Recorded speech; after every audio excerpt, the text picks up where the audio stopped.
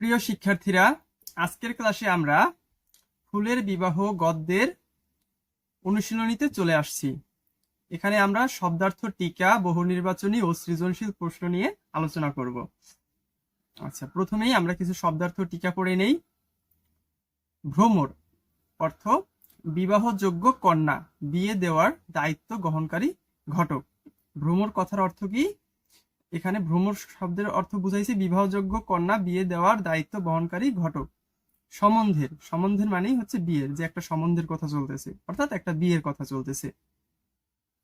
কন্যাকর্তা অর্থাৎ কন্যার অভিভাবক, অর্থাৎ কন্যার বাবা, চাচা, মামা। পত্রাসন পাতার উপর আসন। অবগুণ্ঠনবতী ঘোমটা দেয়া নারী, মাথায় ঘোমটা দেয়া নারী। ইয়ার্কি রসিকতা, ফাজলামি। সন্ধ্যা ঠাকুরানী দিদি, এখানে সন্ধ্যাকালকে দিদি বলে সম্বোধন করা হয়েছে।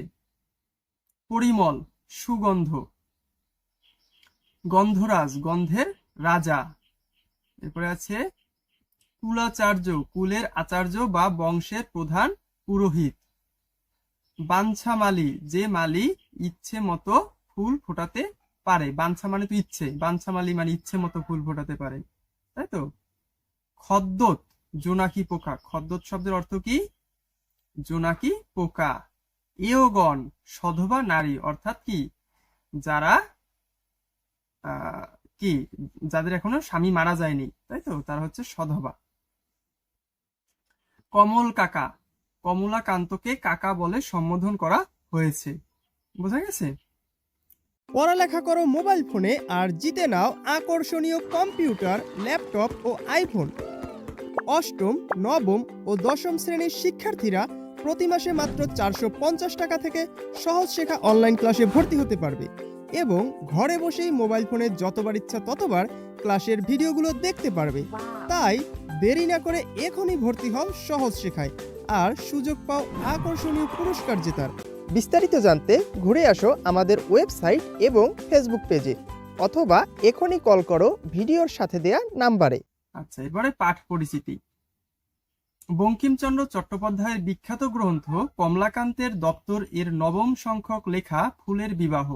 এই রচনায় হাস্যরসের মাধ্যমে বিভিন্ন ফুলের নাম, তাদের গন্ধের তারতম্য, বর্ণের রকমফের অত্যন্ত সংবেদনশীলতার সঙ্গে তুলে ধরেছেন বঙ্কিমচন্দ্র। কখন কোন ফুল ফোটে সে পর্যবেক্ষণও এই রচনায় পাওয়া যায়। বিয়ে অনুষ্ঠান বাড়ি, শিশু কিশোর ও প্রতিবেশীদের মধ্যে অতীব আনন্দ নিয়ে আসে, তাই না? এই অনুষ্ঠানে বর কনে কেন্দ্রে থাকলেও বর কনের মাতা পিতা, কনের সই পড়শি নারীরা নানানভাবে সম্পৃক্ত থাকেন। ঘটকও থাকেন বিশেষভাবে মুক্ত। মুক্ত হবে না, এটা সম্ভবত যুক্ত হওয়ার কথা ছিল। আচ্ছা, বিয়ে অনুষ্ঠানের সঙ্গে যুক্ত এমন নানা ব্যক্তির পরিবর্তে বিভিন্ন ফুলের উল্লেখ করে অসাধারণ দক্ষতায় বঙ্কিমচন্দ্র বাঙালির কি লিখছে, গার্হস্থ্য একটি অনুষ্ঠানকে আরো আনন্দদায়ক করে এখানে উপস্থাপন করেছেন। এখানে লেখক প্রকৃতিকে বাস্তব জীবনে উপস্থাপনে অসাধারণ দক্ষতা পরিচয় দিয়েছেন। ফুলের বিবাহ গদ্যটি কৌতূহলী ও পর্যবেক্ষণশীল দৃষ্টিভঙ্গি তৈরি করতে সহায়ক। আচ্ছা, এরপরে অনুশীলনী, কর্ম অনুশীলন। এবার চলে এসেছি ফুলের বিবাহ গল্পের বহু নির্বাচনী প্রশ্নে। আচ্ছা, প্রথম প্রশ্ন, ফুলের বিবাহ গল্পের পাত্র কে ছিল? তো আমরা সবাই পড়েছি যে অনেক পাত্রর সাথেই মল্লিকা ফুলের সম্বন্ধের কথাবার্তা চলছিল, যেমন মালতী, জবা, তাই না, স্থলপদ্ম। কিন্তু শেষ পর্যন্ত তার বিয়ে হয়েছিল গোলাপের সাথে।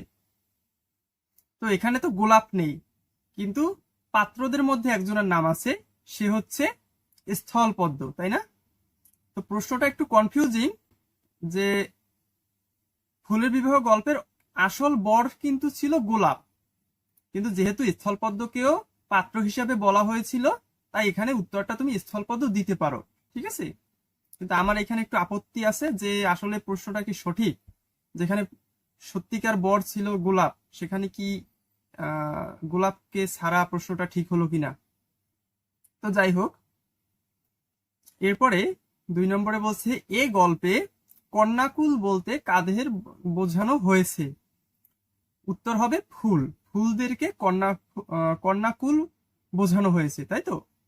কিন্তু এখানেও এই প্রশ্নটা আমার কাছে একটু কনফিউজিং লাগে। এর কারণ হচ্ছে যাদের সাথে বিয়ে হয়েছে তারাও তো ফুল, যেমন গোলাপ, অথবা যদি পাত্রর কথা বলো স্থলপদ্ম, জবা। এখন তাহলে তো কন্যাকুল আর তোমার বরকুল সবাই ফুল, তাই না। তো যাই হোক, এখানে ফুল লিখতে পারো। এর পরের প্রশ্নে চলে যাই। বলছে কি উদ্দীপকটা কোথায় এখানে। আচ্ছা, উদ্দীপকটা সামহাউ এখানে মিসিং হয়েছে। আচ্ছা, নিচের উদ্দীপকটি পড়ে 3 সংখ্যক প্রশ্নের উত্তর দাও। ঠিক আছে, আমরা একটু পড়ি। জমিদার জনার্দন ঘোষ মেয়ের বিয়ে দিতে গিয়ে পাত্র খুঁজে বেড়াচ্ছেন। অনেক খোঁজাখুঁজির পর অবশেষে রায়বাহাদুর শুভাশিস চৌধুরীর একমাত্র পুত্র দেবাশিসকে পাওয়া গেল। রূপে গুণে সে অতুলনীয়। উদ্দীপকের দেবাশিসের সাথে ফুলের বিবাহ গল্পের সাদৃশ্য রয়েছে কার? গন্ধরাজের? না, তার তো অনেক দেমাক, তাই না। মনে আছে তোমার গল্পটা? গোলাপের? হ্যাঁ, গোলাপ হচ্ছে রূপে গুণে সর্বশ্রেষ্ঠ। নাকি রজনীগন্ধার? আচ্ছা, উত্তরটা হবে গোলাপের। তাহলে নিচের কোনটি সঠিক?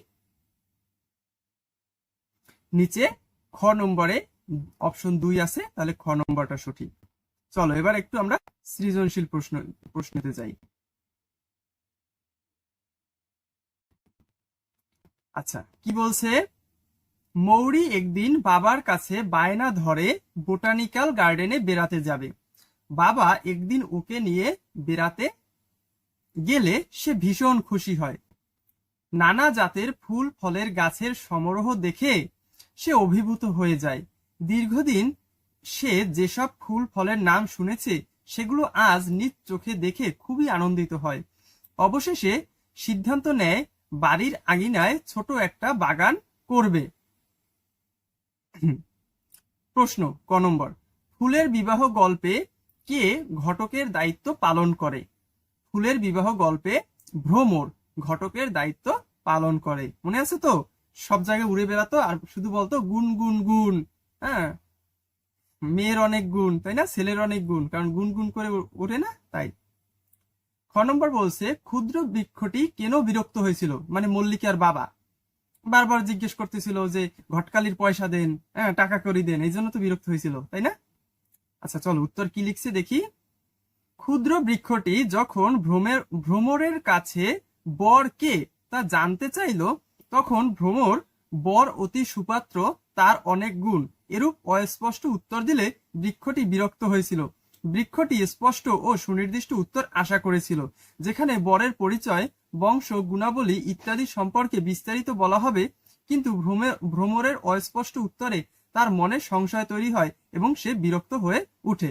বরের নাম ঠিকানা তো কিছু বলে নাই, আর উল্টা বলে কি ঘটকালির টাকা পয়সা কিছু দিবা, এই জন্য বিরক্ত হয়েছিল। সেটাও তুমি প্রশ্নের উত্তরে উল্লেখ করতে পারো।